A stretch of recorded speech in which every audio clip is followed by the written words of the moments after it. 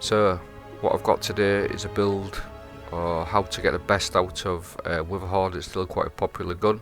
I'll put the clips on and explain through shortly, but first of all I just want to say an absolutely massive thank you to my friend Jarvinus, giving me a shout out on his video yesterday.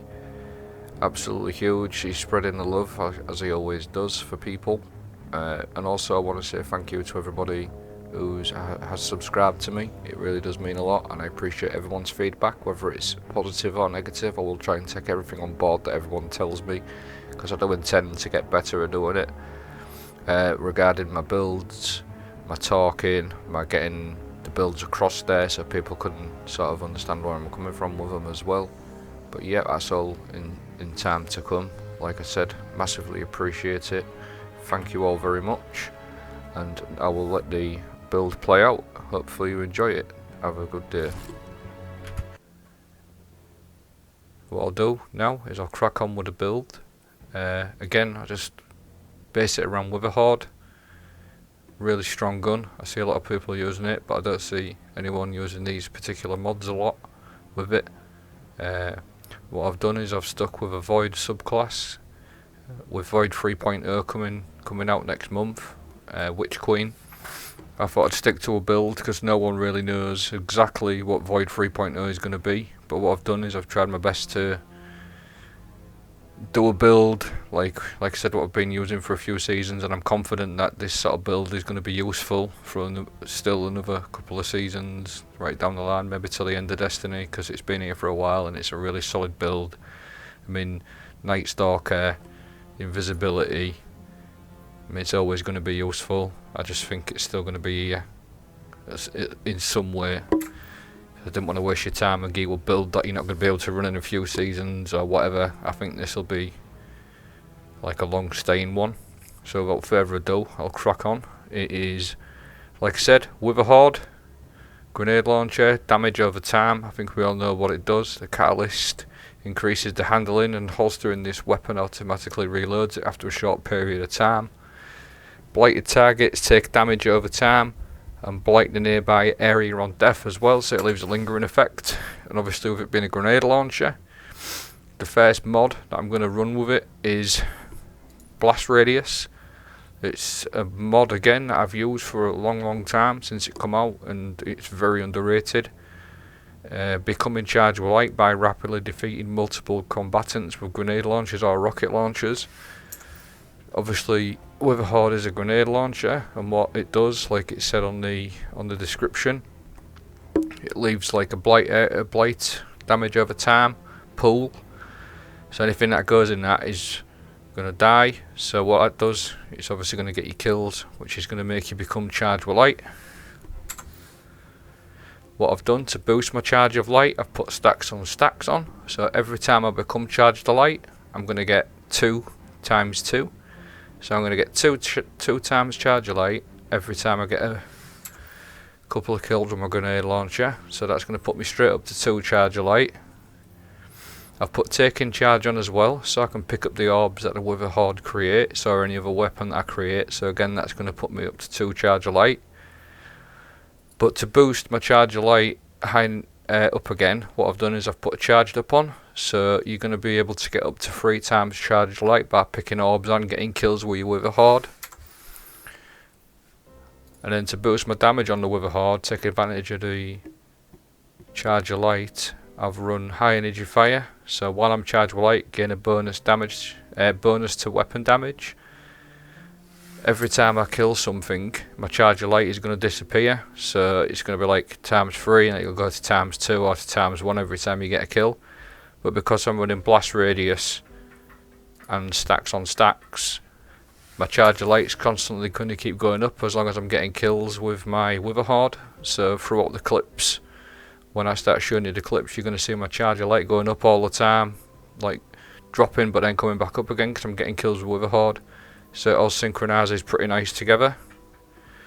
The rest of the build is, you've got a couple of options. I mean, your secondary, again, it doesn't really matter. You can sort of run whatever's needed at the time, anti-barrier or overload, or if you're just doing general stuff, you can run whatever you want. It doesn't really matter about your secondary. just whatever fits. Now your heavy can be quite important as well. So you've got options there. You can run Witherhoard, obviously there. That's going to do damage over time to the target. While it's doing damage over time, you can run in with your invisibility, get straight stuck into him with a sword while the Witherhoard's ticking. Or your other option is you can fire your Witherhoard and you can use something like a threaded needle and do damage while the Witherhoard's ticking away. You're obviously going to have your charge of light, high energy fire all working together as well. It's going to affect every weapon you've got, not just your Witherhoard. Your other option you've got is you've got something like a rocket launcher or lasting impression. So again, you can stick a couple of Witherhoards to the target while you've got your high energy fire going on.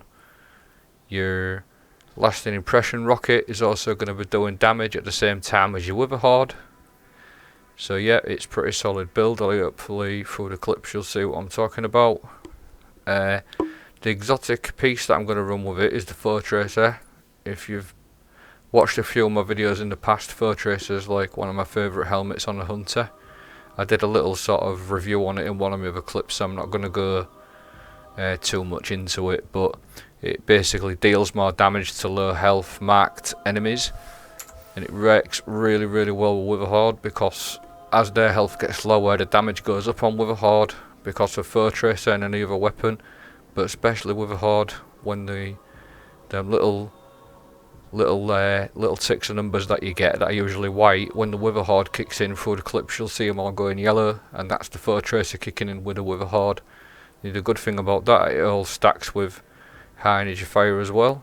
So what I'll do is I'll show you a few clips, see what you think. I'm just going to explain how the charge of light, high energy fire and the blast radius is all working together here, if you didn't know.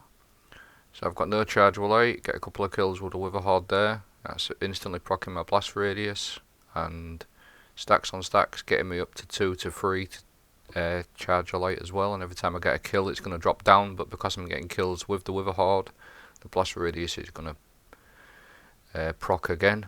Collecting the orbs as well. Here I've got my max damage. And then what you'll also see in the clips as well is the Foe Tracer kicking in a little bit as well. When the enemies get low, you get a few yellow numbers. That's the Foe Tracer kicking in on a specific target. There's the barrier champ there. I'm just showing you the capabilities you can do with it. I've stuck him with a Witherhoard, sworded him, very easy, no need for anti-barrier. I'll do is show you a few clips now of some GM level enemies. So I've stuck him with a Witherhoard, that's doing damage over time. Stuck him with my rocket while the Witherhoard is doing damage over time, and that was the lasting impression rocket, again a 1350 GM level barrier knight. Stuck the Witherhoard doing damage over time. The lasting impression rocket launcher finishes him off nicely. Again, damage over time with the Witherhoard. The Foe Tracer is kicking in there. Didn't have a chance to recover his health. You'll see the yellow numbers on this guy. Procking in with the Witherhoard and the Foe Tracer. Look, them little ticks there, them little yellow ticks. That's the Foe Tracer kicking in with the Witherhoard. It's like a perfect combination for it. Again, I mean, a couple of overloads here. Easy work with this setup here, and like I said, with a void subclass, you can always get yourself out the doo-doo. If you're in it, you can go invisible, no problems. Yeah, so I hope you enjoyed the build. Let me know in the comments, in the feedback, if there's anything I can do better or any other ideas you can run with it as well. So yeah, I'll let the rest of the clips play out. Have a great day and take it easy.